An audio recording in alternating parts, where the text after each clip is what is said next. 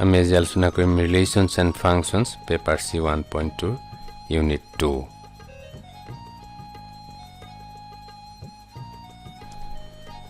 unit 2 আমি কেইবাটাও অংশত বিভক্ত কৰি আলোচনা কৰিম প্ৰথম অংশত আমি আলোচনা কৰিম ৰিলেশ্যনছ ইকুইভেলেন্স ৰিলেশ্যনছ আৰু ফাংচনছ এটা আমি প্ৰথম আলোচনা কৰিম relations and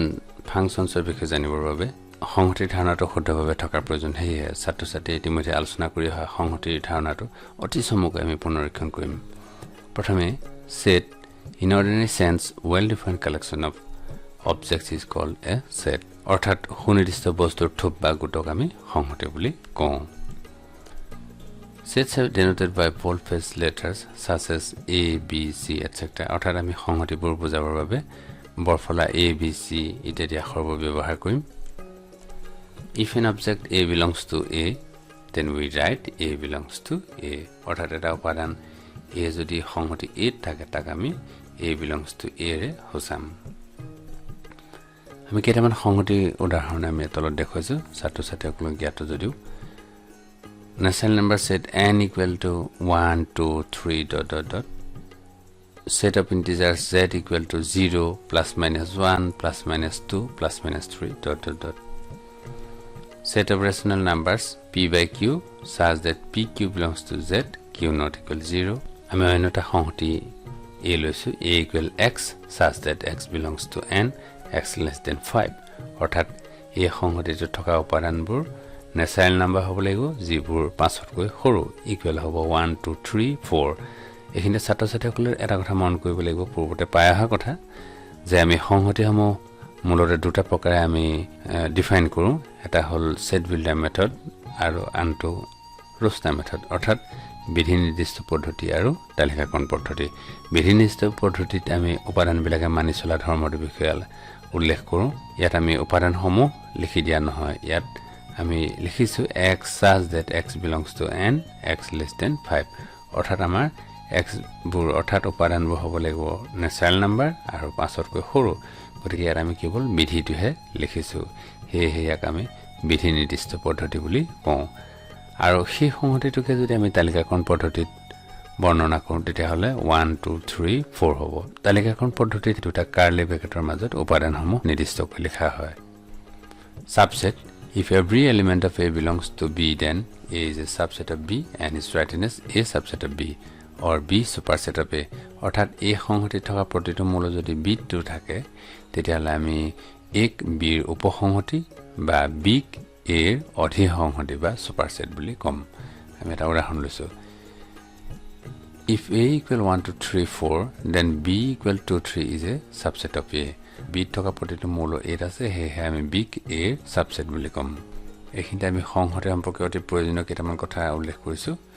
empty set is denoted by phi and is subset of any set অৰ্থাৎ মূল নথকা সংহতিটো বুজাবৰ বাবে আমি phi আখৰটো ব্যৱহাৰ কৰিম ইয়াক empty set বা null set বুলি কোৱা হয় অসমীয়াত যাক ৰিক্ত সংহতি বুলি কোৱা হয় গতিকে এই ৰিক্ত সংহতিটো যিকোনো সংহতিৰে উপসংহতি বুলি ধৰা হয় number of elements in a set A is denoted by na or modulus a অৰ্থাৎ এটা সংহতিত থকা মৌলৰ সংখ্যা বুজাবৰ কাৰণে na বা মডুলাস a সিম্বলটো ব্যৱহাৰ কৰিম যেনে আমাৰ ওপৰৰ a সংহতিটোত চাৰিটা মৌল আছে হেয়ে আমি মডুলাস a ইকুৱেল 4 লিখিছো আৰু b সংহতিটোত দুটা মৌল আছে হেয়ে মডুলাস b ইকুৱেল 2 লিখিছো set of all possible subsets of a set a is called power set and is denoted by pa অৰ্থাৎ এটা সংহতি a সম্ভাব্য যিমানবোৰ উপসংহতি থাকিব পাৰে সেই উপসংহতিবোৰক একেলগে লিখি যিটো সংহতি পাম তাক আমি পাৱাৰ সেট বুলি কম আৰু ইয়াক আমি p ৰে Hossam if modulus of a equal n then modulus of p equal 2 to the power n অৰ্থাৎ এই সংহতিত যদি n টা মৌল থাকে তেতিয়া হলে আমাৰ power সেটত 2 to the power n টা মৌল থাকিব এটা অতি প্ৰয়োজনীয় কথা আমাৰ পৰৱৰ্তী সময়ত সঘনাই ব্যৱহাৰ হোৱা দেখিবলৈ পাম এই সংহতি যদি n টা মৌল থাকে তেতিয়া হলে ইয়াৰ 2 to the power n টা উপসংহতি থাকিব পাৰে এটা হৈছে আমি পাঠৰ প্ৰধান উদ্দেশ্য ৰিলেশ্যনছ এণ্ড ফাংচনলৈ ৰিলেশ্যনছ এণ্ড ফাংচনৰ বিষয়ে জানিবৰ বাবে আমি দুটা সংহতিৰ কাৰ্টেছিয়ান প্ৰডাক্টটো জনাটো অতি প্ৰয়োজনীয় সেয়ে আমি প্ৰথমে কাৰ্টেছিয়ান প্ৰডাক্টৰ বিষয়ে লিখিছোঁ Cartesian product if a and b are two non-empty sets then the Cartesian product of a and b is denoted by a cross b and is defined as a cross b equal ab such that a belongs to a and b belongs to b অৰ্থাৎ দুটা সংহতি a আৰু b ৰ Cartesian প্ৰডাক্টক অৰ্থাৎ কাৰ্টেজীয় গুণফলক a cross b ৰে সূচোৱা হয় আৰু a cross b থকা উপাদানবোৰ হ'ব কিছুমান ক্ৰমিক জোৰ ab য'ত প্ৰথমটো মৌল আহিব প্ৰথমটো সংহতিৰ পৰা আৰু দ্বিতীয়টো মৌল আহিব দ্বিতীয়টো সংহতিৰ পৰা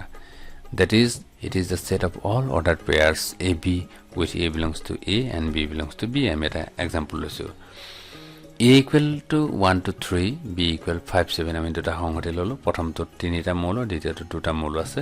তেতিয়ালে a cross b টো আমি দেখুৱাইছো তেতিয়ালে a cross b থকা মৌলবোৰ হ'ব 1 5 1 7 2 5 2 7 3 5 3 7 গতিকে মন কৰিব লাগিব যে ছাত্ৰ-ছাত্ৰীসকলে যে দুটা সংহতি দিয়া থাকিলে অতি সহজে আমি কাৰ্টেছিয়ান প্ৰডাক্টটো নিৰ্ণয় কৰিব পাৰোঁ আৰু কাৰ্টেছিয়ান প্ৰডাক্টত থকা মৌলৰ সংখ্যাটো কিমান হ'ব ক'ব পাৰোঁ ইয়াৰ মন কৰা ছাত্ৰ-ছাত্ৰীসকলে যে এই তিনিটা মৌল আছে বিট দুটা মৌল আছে গতিকে a cross b 1 2 3 4 5 6 অৰ্থাৎ 2 into 3 equal 6 টা মৌল পোৱা যাব আমি সূত্ৰৰ সহায়ত দেখুৱাইছো পিছত if modulus a equal m and modulus b equal n then modulus a cross b equal mn অৰ্থাৎ এত যদি m টা মৌল থাকে b যদি n টা মৌল থাকে তেতিয়াহলে a cross b m into n টা মৌল থাকিব that is if a contains m elements and b contains n elements then a cross b contains m into n elements আমি পূৰ্বতে পাই অহা উদাহৰণটো আমি পুনৰবাৰ চাইছো a equal 1 to 3 b equal 5 7 then a cross b equal আমি পাই আহিছো ছটা এলিমেন্ট ইয়াত modulus a equal 3 modulus b equal 2 therefore modulus a cross b equal 2 into 3 equal 6 এটা আমি রিলেশন ডিফাইন কৰিম a relation from a set a to the set b is a sub collection of ordered pairs from a cross b অৰ্থাৎ relation hall a cross b ৰ যিকোনো sub collection আমি উদাহৰণৰ সহায়ত বুজালে সহজে বুজি পাম এই আমি তলত এটা এক্সাম্পল লৈছো if a equal 1 to 3 b equal 5 7 and a cross b equal 1 5 1 7 2 5 2 7 3 5 3 7 গতিকে ইয়াৰ পৰা আমি যদি যিকোনো এটা সাব কালেকশন লওঁ r equal 1 5 2 7 ললো আৰু 3 5 ললো তিনিটা উপাদান লৈছো আমি এতকে কম বেছি কৰিব পাৰো গতিকে দেখা পালো যে r টো হল a cross b যিকোনো এটা সাব কালেকশন হেইহে ই এটা ৰিলেশন হ'ব গতিকে আমি ডেফিনেশনটো পৰা এটো বুজিলো যে ৰিলেশন হল দুটা সংহতিৰ কাৰ্টেছিয়ান প্ৰডাক্টৰ পৰা পোৱা যিকোনো এটা উপসংহতি আমি আৰু এটা ইয়াত ৰিলেশন লৈছো 1 5 2 5 গতিকে ই এটা হল a cross b ৰ সাব কালেকশন হেইহে ই এটা ৰিলেশন হ'ব এতিয়া আমি ৰিলেশনক কেনেকৈ ভিজুৱেলাইজ কৰিব পাৰি অৰ্থাৎ চিত্ৰৰ সহায়ত প্ৰদৰ্শন কৰিব পাৰি আমি তলত দেখুৱাইছো example if a equal 1 to 3 b equal 5 7 a cross b equal 1 5 1 7 2 5 2 7 3 5 3 7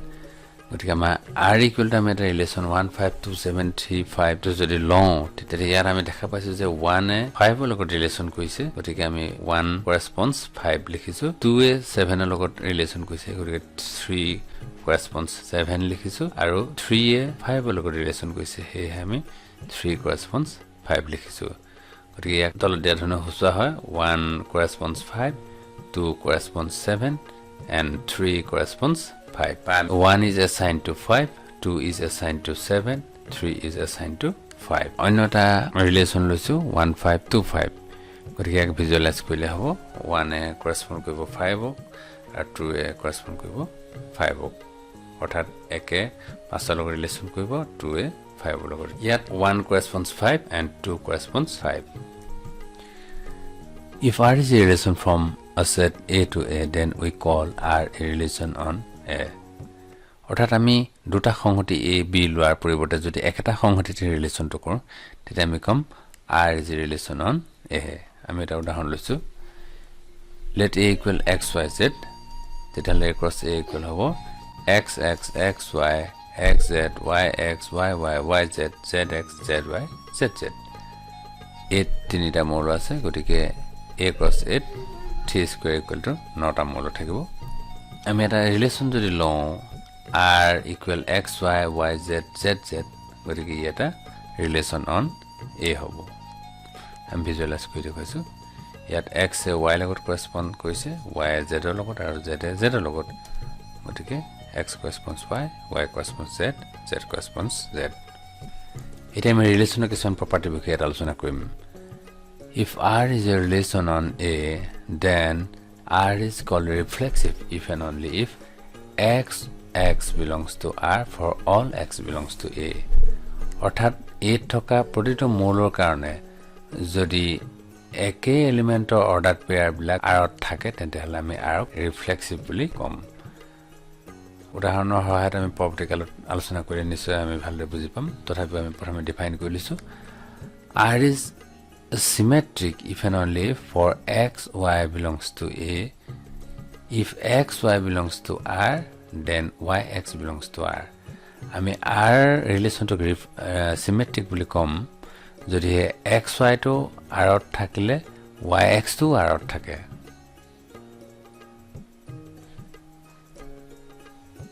r is transitive if and only for x y z belongs to a if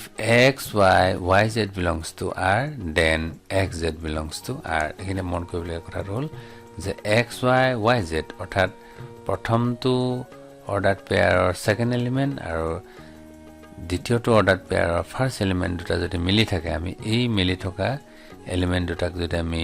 নাইকিয়া কৰি দিওঁ তেতিয়া হলে আমি নতুনকৈ পোৱা অৰ্ডাৰ পেয়াৰ xz টো r ত থাকিব লাগিব অৰ্থাৎ xy আৰু yz যদি r ত থাকে তেন্তে xz r ত থাকিব লাগিব তেতিয়া আমি r ক ট্ৰানজিটিভ বুলি কম কথাখিনি আমি উদাহৰণৰ সহায়ত আলোচনা কৰিলে সহজে বুজিব পাৰিম তলত আমি উদাহৰণৰ সহায়ত দেখুৱাইছো r টোক ৰিফ্লেক্সিভলি কবৰ কাৰণে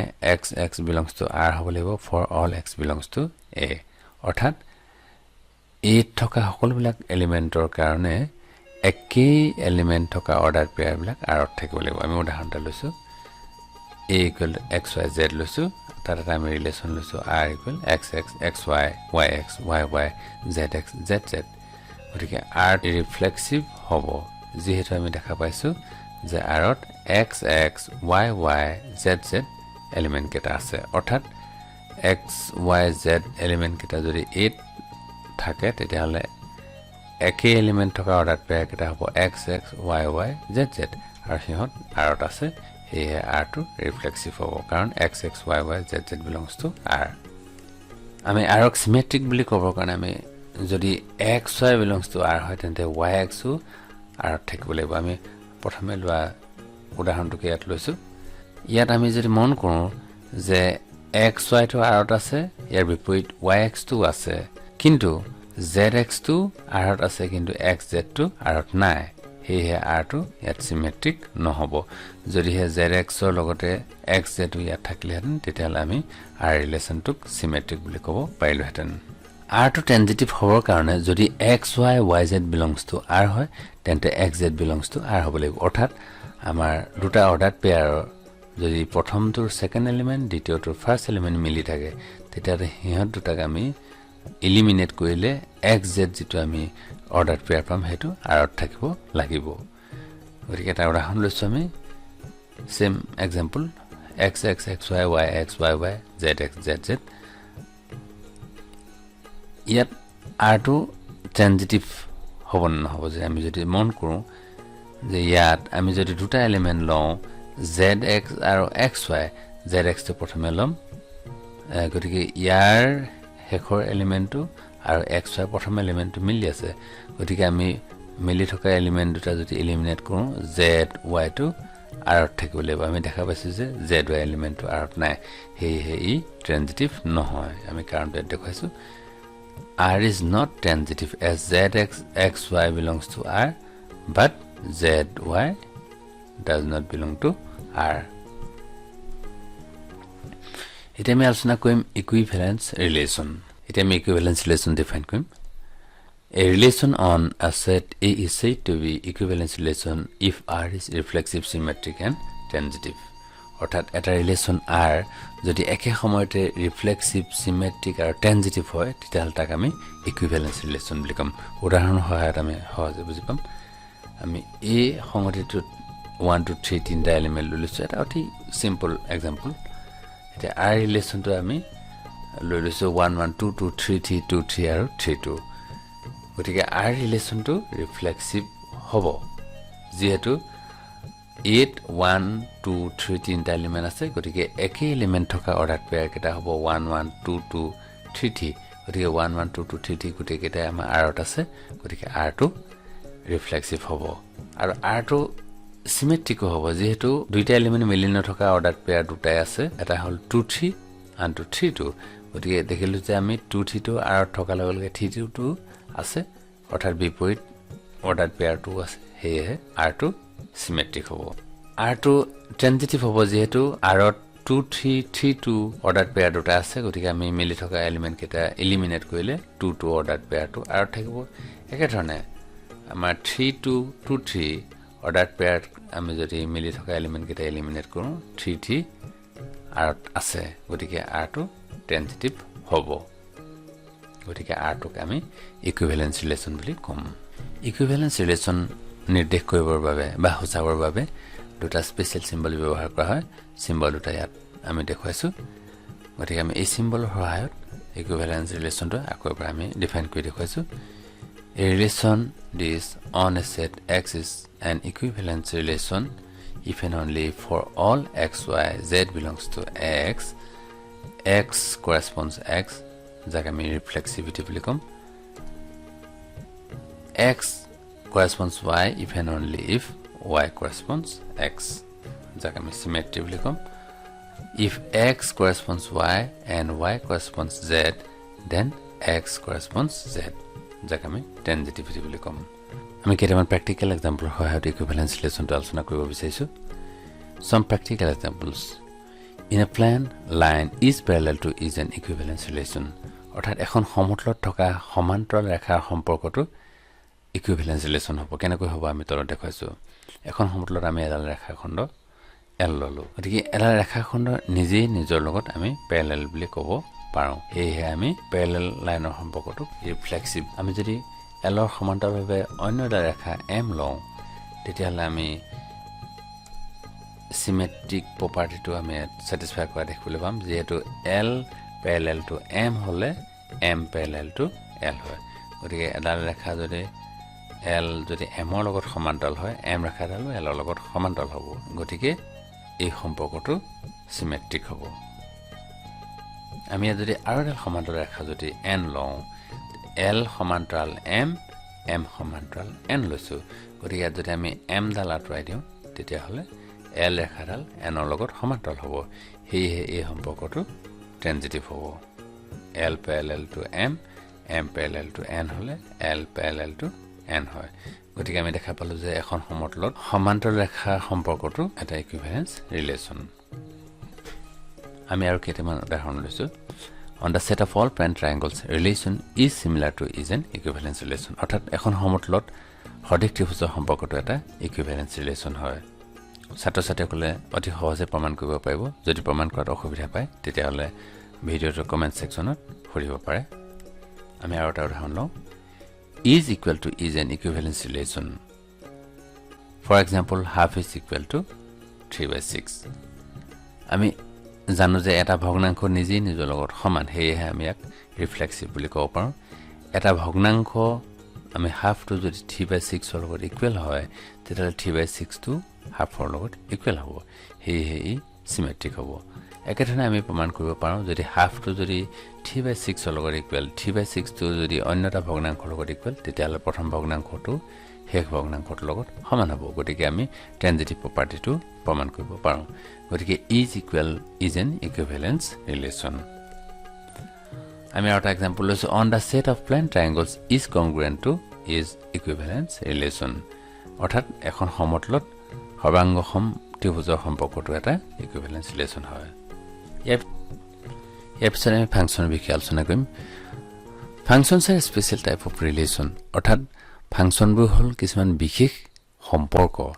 গতিকে সম্পৰ্ক এটা কেনেকৈ ফাংচন হ'ব পাৰে বা কেতিয়া ফাংচন হ'ব পাৰে সেই কথাটো বুজিবৰ বাবে আমি দুটা সংহতিৰ মাজত থকা সম্পৰ্কবোৰ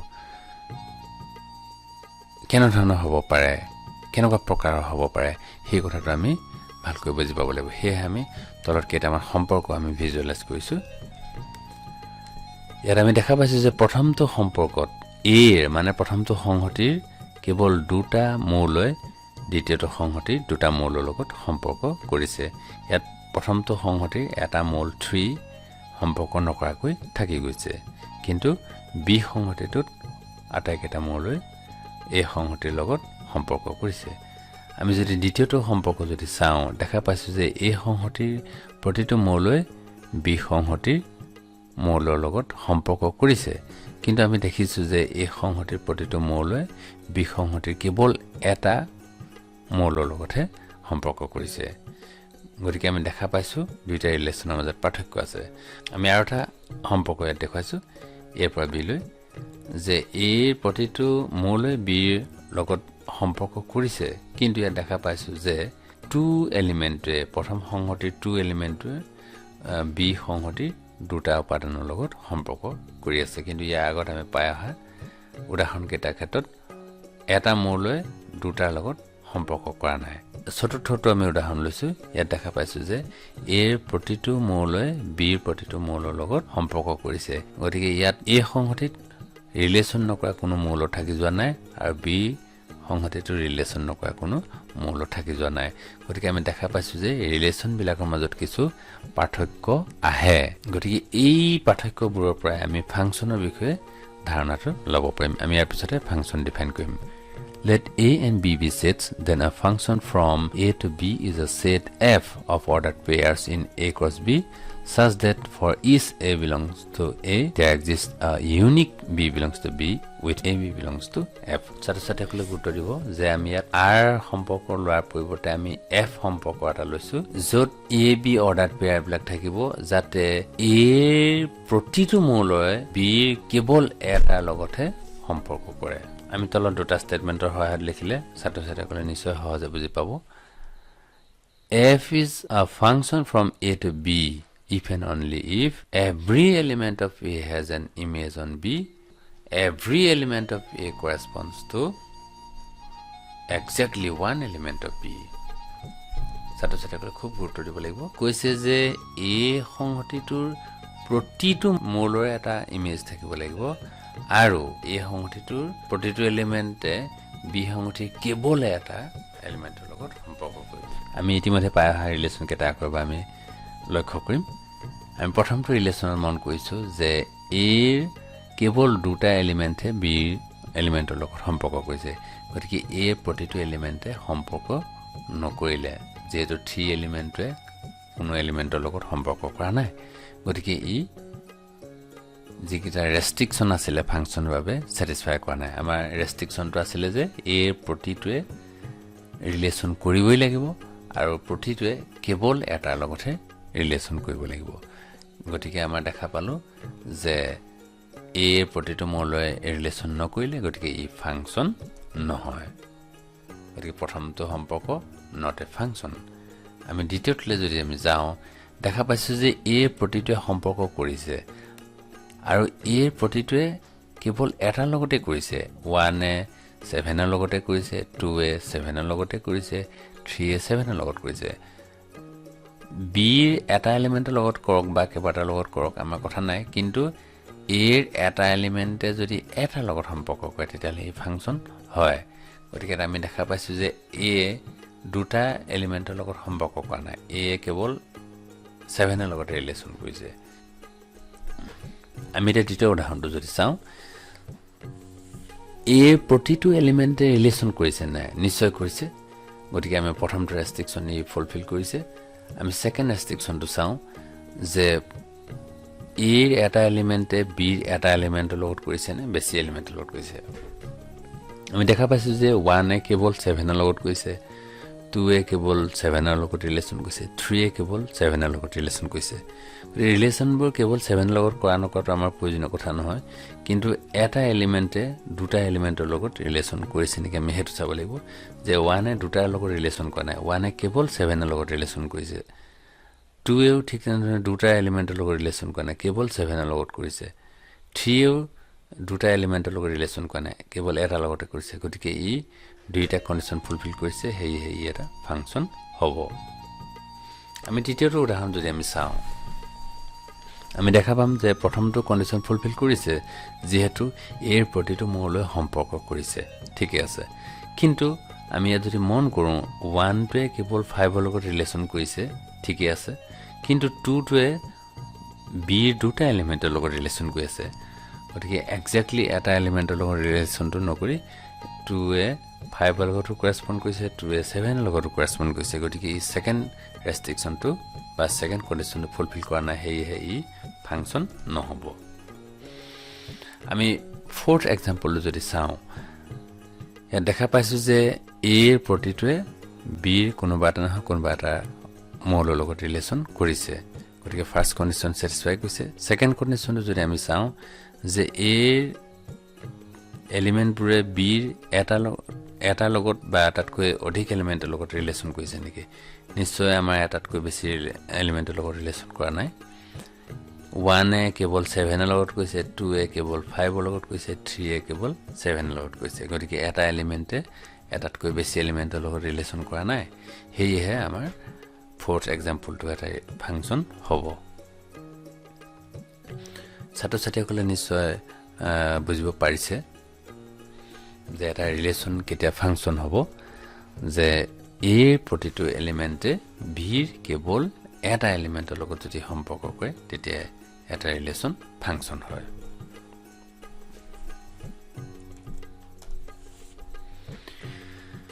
ফাংশনৰ ওপৰত আমাৰ কেইটামান ইম্পৰ্টেন্ট নোটস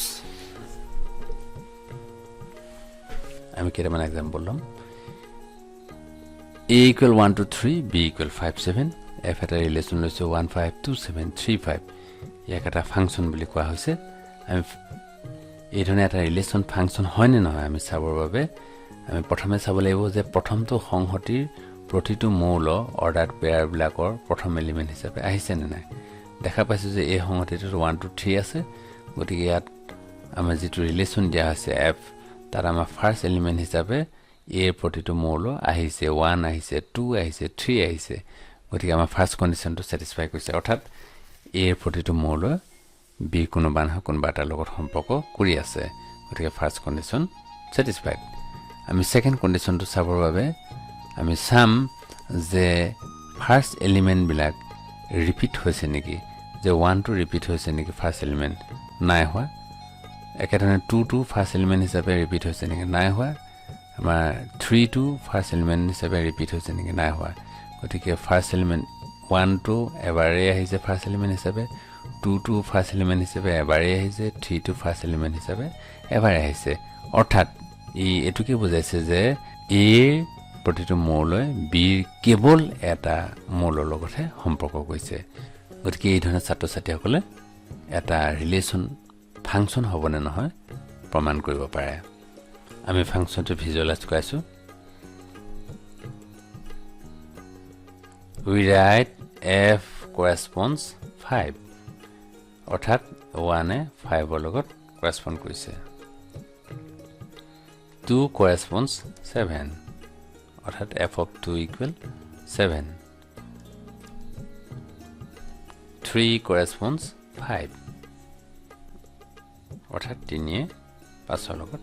ৰিলেচন কৰিছে গতিকে আমি দেখা পাইছো যে